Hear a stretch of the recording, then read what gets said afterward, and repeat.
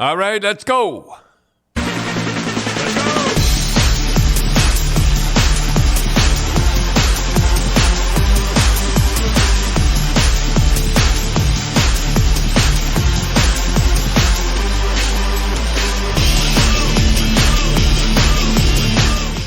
All right. Jay Woodcroft got fired after he won a game. That's what gets me. After they win a game. Yeah, they lose to the worst team in the league. He doesn't get fired. Then he wins in Seattle, and then he gets fired. It's kind of weird. Did he sign a long-term contract? Is he getting paid? I think he's got another 2 years. Oh, wow, that's great. Yeah. He gets paid. And they get paid pretty good dough now. Oh, can't beat that. Yeah. Chris Knobcock with Paul Coffey as an assistant. Yeah.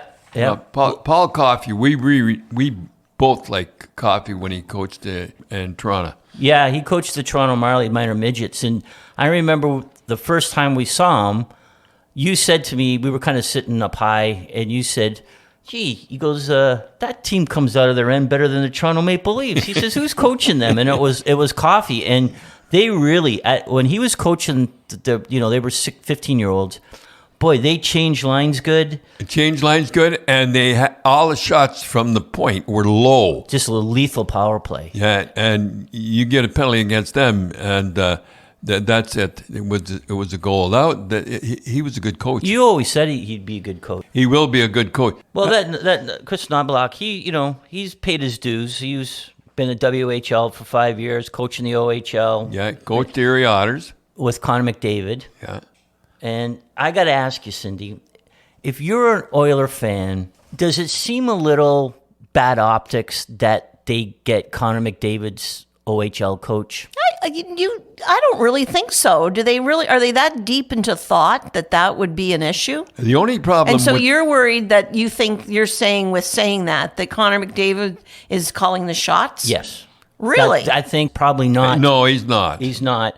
But it gives the optics that he is. He's not. And that's the one thing he doesn't want to do is, get the reputation that he's running the club, because the club is not doing He's got enough on his plate. Yeah, enough going on. But they, since 2010, 2011 season, they have 9 coaches. Gee, so is it always the coach's fault? Wouldn't you have to wonder there? One good thing that I like is that he's got all the defense sitting together in the dressing room. Yeah, isn't that kind of like... No, that's the old school. That's the way they should be. They can talk it over. You don't have one guy at one end and one in the other.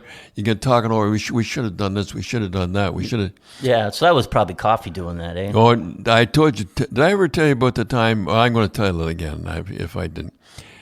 I'll never forget this as long as I live. There are some certain guys that look at the coach. Some look down at the floor. Joe Crozier did one of his speeches the day of the game, and it was a real snore. And we got to get to it. And I'm looking at him like this. Daryl, I'll never forget this as long as I live. And he did, and he was snoring, and I burst out laughing. Holy. And what am I going to say? That Daryl made me do it. Daryl made me do it. And he says, Jerry, I want to see you in the office upstairs. Oh, jeez. So Daryl Sly was your defense partner. Yeah, he was sitting right beside me. And you guys sat next to each other. And Al Arbor sat next to him, and Larry Hillman sat next to him, and then it was a little crook there. And can I ask you a question? Do the goalies sit together in the dressing room? Yes, they do. They do, eh? They're not like in competition with each other. No, they always sit together. Is there a bit of a camaraderie there between goalies I'm trying to think not? In the Boston. No, Cheevers and Gilbert didn't. Cheevers sat underneath the radio that never gets turned on. Yes. Never got turned on. I could never understand that.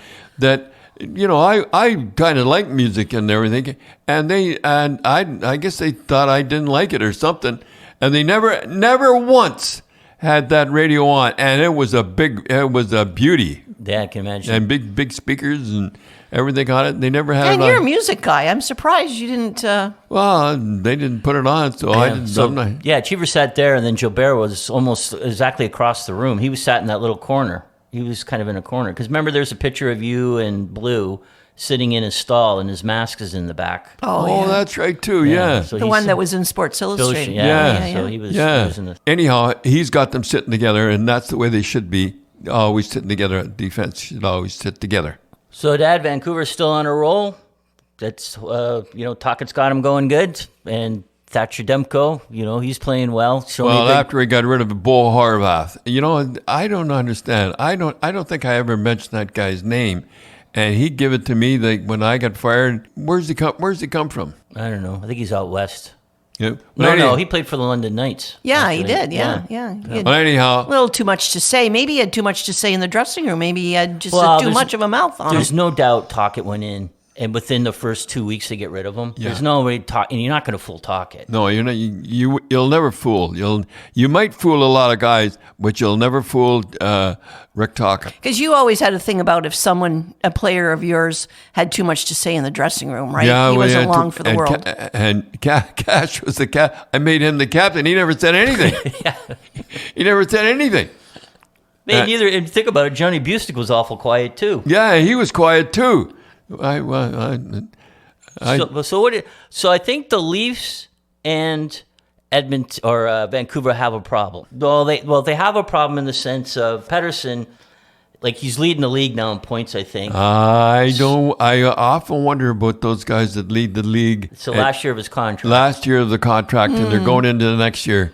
I often wonder about those guys. Then they sign about a 3 or 4, and then they take it easy for the first couple, and then they turn it on the last. Yeah, and the same with William Nylander, right? So he's slow playing the Leafs, and the thing of at the beginning of the year they thought, well, he's an $8 million player, but with the way he's playing, it went 8 to 9 to 10 to 11. Now he might be up to $12 million a year.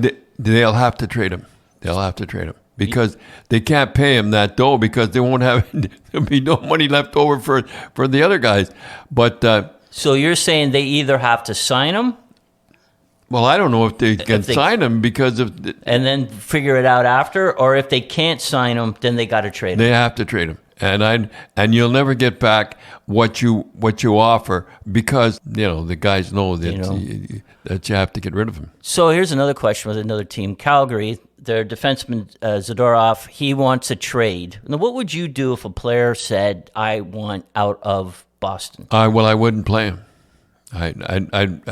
You'd not dress him. Well, no, you dress. But if that guy Zadorov, if you were coaching Calgary, you'd just sit him. Yeah, well, I wouldn't play him as much, and I don't know what I'd do on that one. That's I've never run into that one where guys wanted to be traded. Everybody that I know wanted to come to Boston. Well, I mean, there was some guys that want Kenny Hodge. He wanted out, and no, Harry he didn't want to. He didn't want to go. Well, you wanted him to go. I wanted him to go. So he was And going. heaven forbid, if you want Good. someone to go, you make their life miserable. We Well, know that.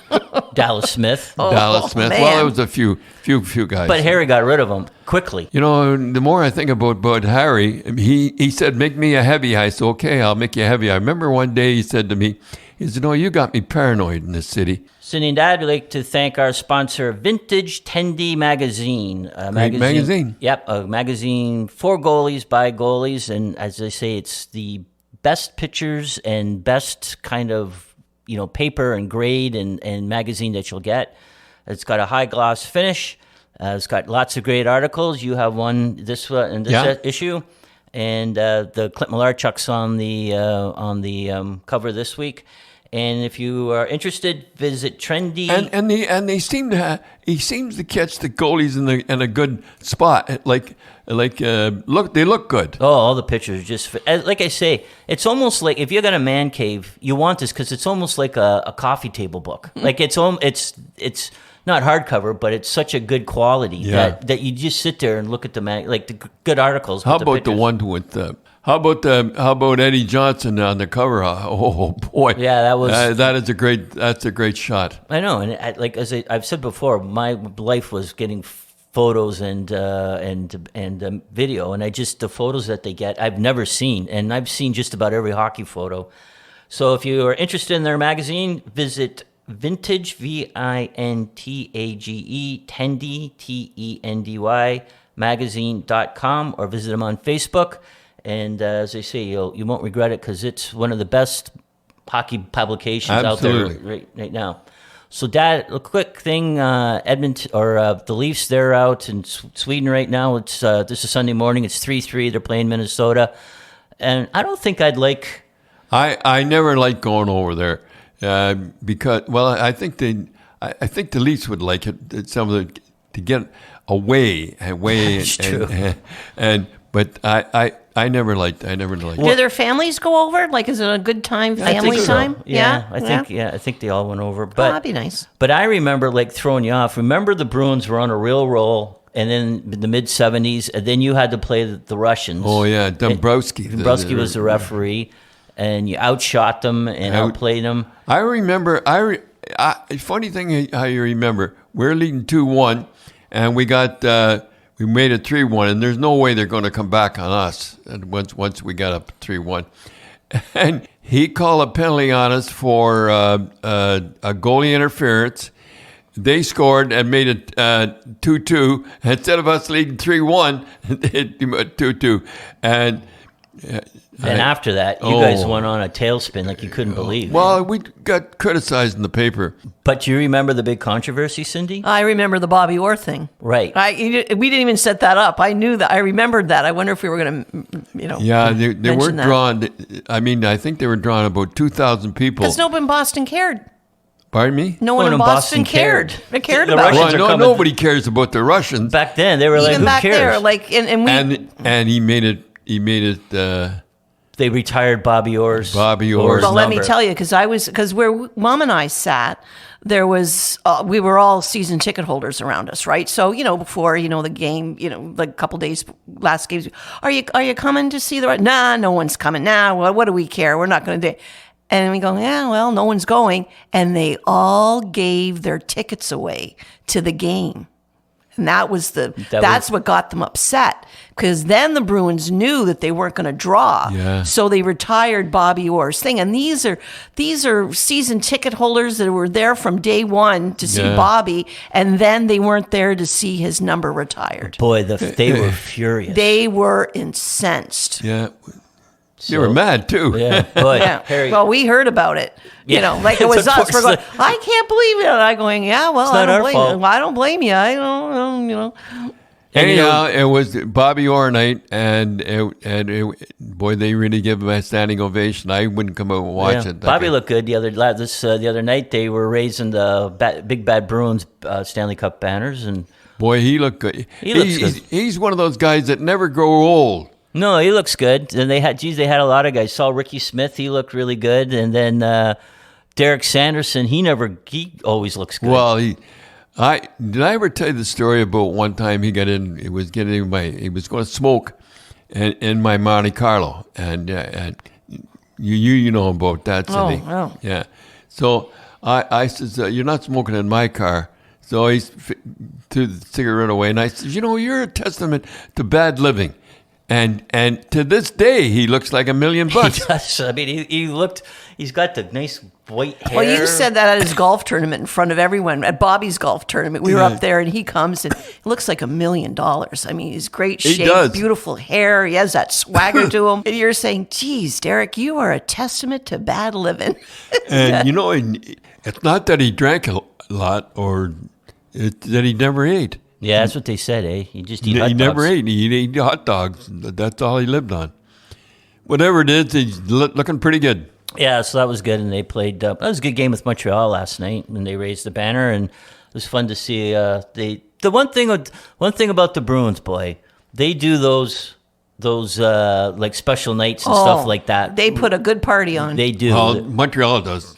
Really? Yeah. Well, I go to the Leaf game, and I want to say, just drop the puck Yeah, and the get Leafs it are over. worse. The The Leafs are the worst, okay? You just go, oh, how long is this going to go on? Just drop the puck. You can see the players even getting bored. Last week we talked about Remembrance Day, and I said, if anybody living in the UK, because we didn't see a lot of poppies in Mississauga. Oh, yeah. So I said, if anybody listening in the UK, send us a note. And Matt Powell is a UK listener here. In response to what Tim asked about how many poppies we're wearing In the UK, there's still a good number, although it's slowly declining as generations change. I work in the city but live outside, and you see less in the cities. When we had a good turnout to our local Remembrance Day service this year, ranging from young children to the elderly. So that's nice to hear. Well, the one they had, the Remembrance Day in Ottawa, that was unbelievable. That brought tears to your eyes. I'll tell you, if you had to watch the whole thing. Well, I was in Kingston last Sunday, and I'll tell you, there was a lot of poppy wearing in Kingston. Yeah, but The small towns. Smaller towns. Yeah, eh? that's like Matt Powell was saying. He says it's in the smaller towns Yeah. you see more than in the Absolutely. city. Like in Mississauga, it was awful how many you didn't see. Well, there's none in Mississauga. Dad and Cindy Spreads.ca is now North Star Bets. It's still Canadian and still the best place to play in Canada. They have everything you're looking for: slots, live dealer tables, a sports book with built-in sports betting insight and analysis. The listeners who already have an account with Spreads don't have to do anything. Just sign in to North Star Bets. It's NorthStarbets.com. So check out North Star Bets, NorthStar Bets, BETS, all one word, .com. And as of now, it's not available in Ontario. So speaking of bet, Dad, who you taking tonight in the Grey Cup? I don't think it'll happen. I think that what's his O'Shea? Yeah. Yeah, he's the guy. I don't think that they'll catch them unaware like they did Toronto. I know that was something with for our American friends. The Grey Cup's our Super Bowl in the CFL, and the number one team. They said at one time maybe one of the best teams ever. Well, it was the best Toronto team, and they go into the semifinals and just get walloped. and not even close. Not even close. And you've always said, Dad, if a team like Toronto had clinched first place by July, I think it was, and they had no meaningful games until then, and they just weren't ready. To watch the game, you wouldn't believe it was the same team. Yeah, but you say, like, you've always said, like, even last year in Boston was playing Florida, you said, you were like, I don't know, and you said, Florida's been battle hardened for. Yeah, they've been battle hardened for a long time, and when you get in that groove, you get in that groove that every game is a tough game. It's tough to get them out of it. So how did you keep the Bruins? Because you were always in first place. I don't know how I did it. I don't know how I did it, and I'm glad I didn't because I'd probably screwed it up. Okay, Dad, last week we were talking about, your qualifications of, putting together a hockey team in the American Hockey League, grade 8, education and the whole deal. So we thought, how did you put together a team? You ran the whole thing. Hunger, Cindy. Hunger? Yeah, hunger is the greatest motivator of anything in the world. I don't care what it is. Well, I had to succeed or I'd go back on. I was making no money. I was making. But you controlled the money, though. I mean, you wrote and you signed the checks. You had a budget and you signed all the players. Yeah, I know I did that, but it was easy to do. You're pretty good with numbers for a guy that only had a grade 8 education. You're pretty good with numbers. Well, I had to. But so back then. So you're dealing with some pretty sharp businessmen in Rochester's, like Altier Shoes, Champion Footwear. Yeah. Like these guys were as sharp as a tack business was. Well, they made their business and they were successful at it. Yeah, you did that pretty fast, Tim. I mean, that was the owner of Champion Sports. Sportswear, yeah. Sportswear. I mean, that's where it all started. I still wear his socks. That's right. And I mean, they were high profile, sharp businessmen. I remember asking for those, Cindy. I remember asking for the socks because the socks we wore back then were big, heavy wool socks. And, you could patch them up. And I asked, make them thin. Make it as thin as you can. And I was one of the first ones, and he made them thin. And there he was. He was just starting out for Champion Sportswear. I remember one time. Wayne Marusik broke his ankle. Right. And I had to sign another guy because you had the minimum amount of guys. Right? I had the minimum amount of guys, and I couldn't have a guy. Because your budget was, what did you say, 180? For a whole 180,000 for the whole team. For the whole team was 180,000. You know, he couldn't understand. He couldn't understand why I need another player. And I says, look, if you own a factory, right? And he says, yeah, I own a factory. I said, if one of your machines break down, I said, you go and get another machine. He finally saw, of all the guys, you'd think he would be the guy that I would understand. But he was the guy that you would question me all the time. Well, there's a lot of people that watch the game and think they know, but they really don't know the complexity of everything. They don't know the game. Yeah. Well, like it was like Slapshot in the sense of the Amherst weren't drawn, right? It was empty. And Vancouver just walked away. And these 8 businessmen bought the team, hired you as coach. I think they bought it for $250,000. Something like that. Bought it, and then hired you as coach. And then Mom says, "Well, be the GM because you never be able to work with any GM." I remember her. She said I remember she was washing dishes, and she says, "You should be the GM too." She says, "The only one you get along with." And I think she was kidding. Got on the phone, and I said, I'll be the GM too, and I'll get the players. I said, how many players you got right now? He said, 1. I said, who's the one? He said, you. For the same money too. And you were paying. Oh yeah, and he said, same money? I said, yep, $15,000. $15,000. And the rest of the guys just coaching were getting 50, but I was hungry. And this was the year, this was the year coming up where the WHA was first coming into existence. And they were so players were pretty scarce, right? And I'll say it to my dying day, the guy that saved my life, Emile Francis. And Emile Francis, and he was just a little guy. With New York Rangers.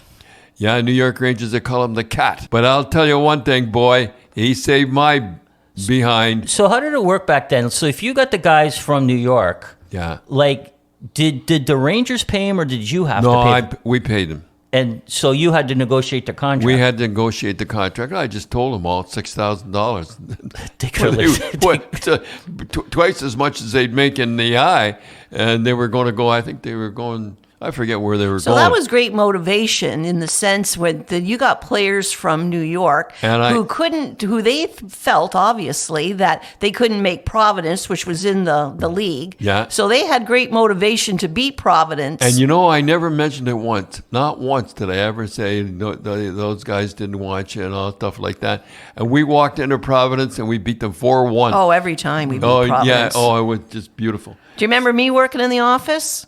I remember you making sandwiches. Well, that was during the season. I was the secretary for that summer. And then it was only when I went back to high school that you got Anita, the real secretary. Oh, yeah. I used to do all the money, all the deposits. I sent out the letters that you were inviting to training camp off in a typewriter. And did you get paid? I don't think I did. No. Never got paid. I never got paid for that stuff. We set up. So why would I pay you? That's about it. I was cheap labor, that's for sure. But you're not kidding. So tell us about the story though with Battleship Kelly, because that's the thing that turned it around. Because I asked for him at the start. I got to get Bob Kelly.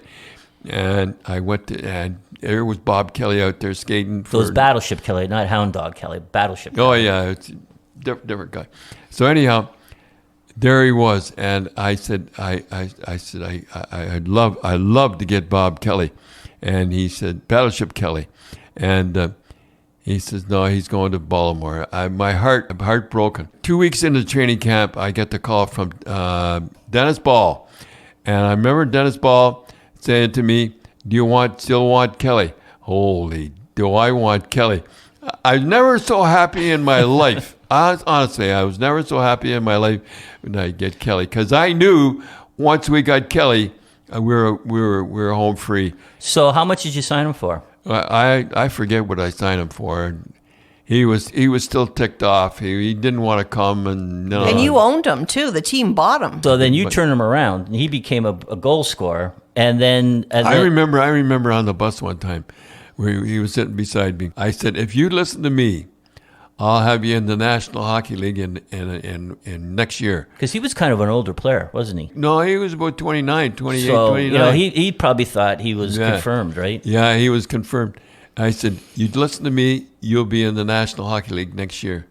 And he was. And remember, he sent you a television, Cindy. Well, him and his agent were Abrams. They appreciated so much of what you did to for them, and they sent us a beautiful thank you card and a little TV, and it ended up in my bedroom and all. And that's the type of guy he was. He knew he owed it to you to make it to the NHL. But the owners were happy because you got him for like about $7,500. I think we bought him for $7,500, and we sold him for about $35. And there was another guy too that we did the same thing too. I said, hurry up and cash that check right away. When you get the check, run to the bank and cash it. They're like horse traders. Well, look out.